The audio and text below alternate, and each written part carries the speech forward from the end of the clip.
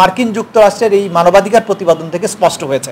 তারা যেগুলো বলেছেন, সরকারের তরফে সাজা, কঠোর এবং জীবনের জন্য হুমকি এমন কারাগার পরিস্থিতি তৈরি করা, নির্বিচার গ্রেপ্তার এবং আটক, বিচার বিভাগের স্বাধীনতা নিয়ে গুরুতর সমস্যা। এটা তারা কিন্তু ডিটেইল করে নেই কী ধরনের সমস্যা।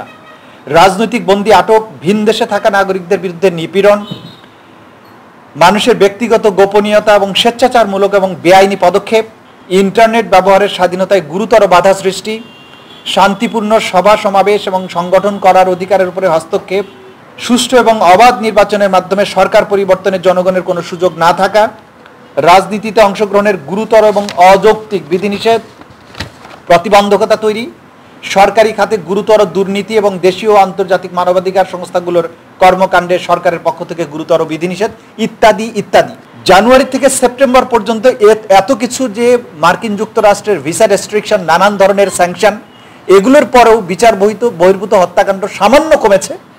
তারপরেও জানুয়ারি 2023 থেকে সেপ্টেম্বর 2023 তারিখ পর্যন্ত 12 জন ব্যক্তি বিচার বহির্ভূত হত্যাকাণ্ডের শিকার হয়েছেন বলে মার্কিন যুক্তরাষ্ট্রের রিপোর্ট বলেছে। প্রকৃত সংখ্যা এর চেয়ে অনেক বেশি বলে আমরা মনে করি। জানুয়ারি থেকে সেপ্টেম্বর পর্যন্ত কাস্টডিতে মারা গেছেন 94 জন নাগরিক।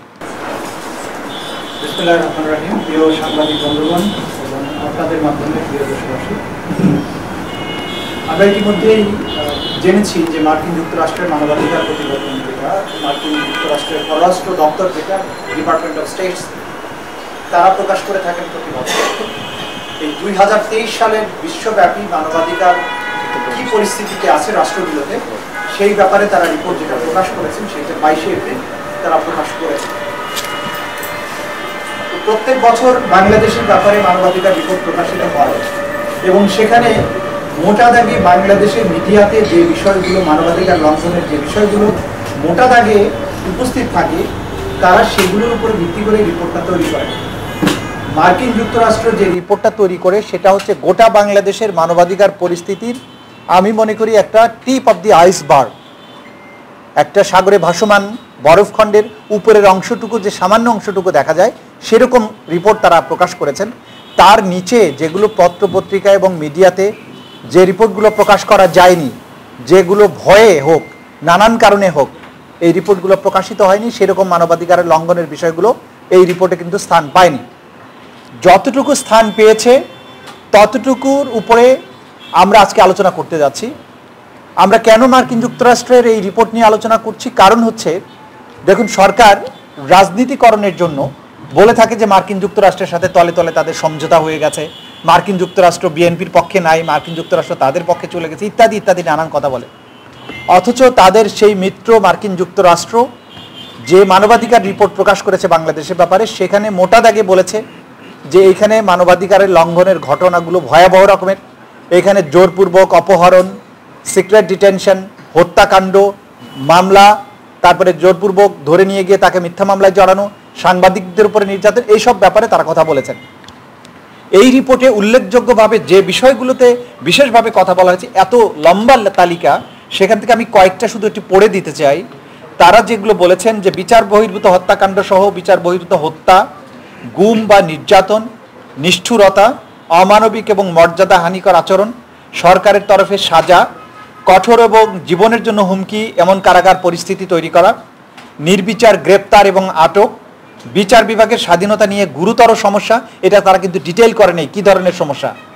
রাজনৈতিক বন্দী আটক, ভিন দেশে থাকা নাগরিকদের বিরুদ্ধে নিপীড়ন, মানুষের ব্যক্তিগত গোপনীয়তা এবং স্বেচ্ছাচারমূলক এবং বেআইনি পদক্ষেপ, কারো অপরাধের অভিযোগে তার পরিবারের সদস্যদেরকে সাজা দেয়া, মত প্রকাশ এবং গণমাধ্যমের স্বাধীনতায় গুরুতর বাধা সৃষ্টি করা, যার মধ্যে রয়েছে সাংবাদিকদের প্রতি হুমকি এবং ভয়ভীতি দেখানো, সাংবাদিকদের অন্যায্যভাবে গ্রেপ্তার বা বিচারের সম্মুখীন করা, বিধিনিষেধ এবং মত প্রকাশ সীমিত করতে ফৌজদারি এবং মানহানিকর আইনের প্রয়োগ। এটা আপনারা ভালো করে মনে রাখবেন, ফৌজদারি এবং মানহানির আইনের প্রয়োগ এবং প্রয়োগের হুমকি, ইন্টারনেট ব্যবহারের স্বাধীনতায় গুরুতর বাধা সৃষ্টি, শান্তিপূর্ণ সভা সমাবেশ এবং সংগঠন করার অধিকারের উপরে হস্তক্ষেপ, এর মধ্যে রয়েছে সংগঠন, অর্থায়ন এবং বেসরকারি নাগরিক সংগঠনগুলো পরিচালনায় অতিরিক্ত বিধিনিষেধ প্রয়োগ, চলাচলের স্বাধীনতায় প্রতিবন্ধকতা, সুষ্ঠু এবং অবাধ নির্বাচনের মাধ্যমে সরকার পরিবর্তনের জনগণের কোনো সুযোগ না থাকা, রাজনীতিতে অংশগ্রহণের গুরুতর এবং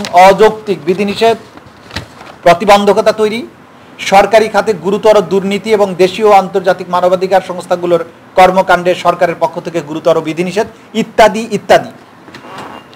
দেখুন, যে কয়েকটি কথা তারা বলেছেন তার মধ্য দিয়ে বাংলাদেশের একটা ভাবমূর্তি বা বাংলাদেশের মানবাধিকার পরিস্থিতির একটা স্টেটমেন্ট মোটা দাগে উঠে এসেছে।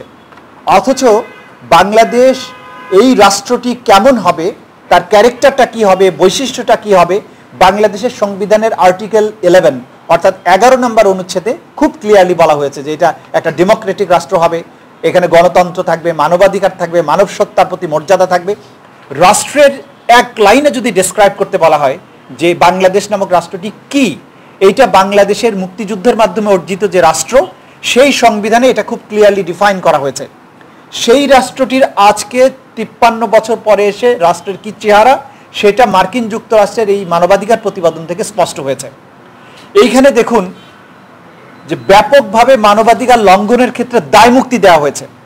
র্যাবের বিরুদ্ধে যত মানবাধিকার লঙ্ঘনের ঘটনা ঘটেছে তার তদন্ত হয়নি, বা তদন্ত হলেও বিচারের মুখোমুখি করার হার আপনি ধরেন যে একেবারে হাজারে একটা বা দুটো হয়েছে।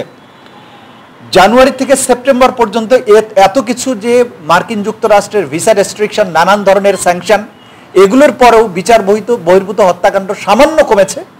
তারপরেও জানুয়ারি 2023 থেকে সেপ্টেম্বর 2023 তারিখ পর্যন্ত 12 জন ব্যক্তি বিচার বহির্ভূত হত্যাকাণ্ডের শিকার হয়েছেন বলে মার্কিন যুক্তরাষ্ট্রের রিপোর্ট বলেছে। প্রকৃত সংখ্যায় এর চেয়ে অনেক বেশি বলে আমরা মনে করি। গুম এবং অপহরণ এটি হয়েছে 32 জন ব্যক্তি এই সময়ের মধ্যে। কাস্টোডিয়াল টর্চার এবং প্রিভেনশনের অভিযোগে দায়মুক্তি থেকে দায়মুক্তি দেওয়া এবং ভিকটিমদেরকে হয়রানি করার মারাত্মক রকমের অভিযোগ এসেছে। জানুয়ারি থেকে সেপ্টেম্বর পর্যন্ত কাস্টোডিতে মারা গেছেন 94 জন নাগরিক। এই যে অবস্থা, আপনারা জানেন যে বিচার বিভাগের কথা বলা হয়েছে, যে বিচার বিভাগের ক্ষেত্রে আপনি বিচার বিভাগ তার যথাযথ ভূমিকা পালন না করা এবং কন্টেম্পট অফ কোর্টের যে পাওয়ার সেইটাকে ব্যবহার করা, মানহানির আইনের প্রয়োগ করার মাধ্যমে মানুষকে বিচার বঞ্চিত করার যে চেষ্টা, এই ব্যাপারে কিন্তু দেখেন আমাদের পক্ষে কথা বলাটাও জটিল। যখন আমরা আদালত ব্যবস্থা নিয়ে কথা বলবো, আমাদের সংবিধানে আদালত ব্যবস্থার ক্রিটিসিজম করার রাইট কিন্তু আছে। কিন্তু প্র্যাকটিক্যালি যেটা হচ্ছে যে এই ক্রিটিসিজম করাটা অত্যন্ত বিপজ্জনক একটা ব্যাপারে দাঁড়িয়েছে।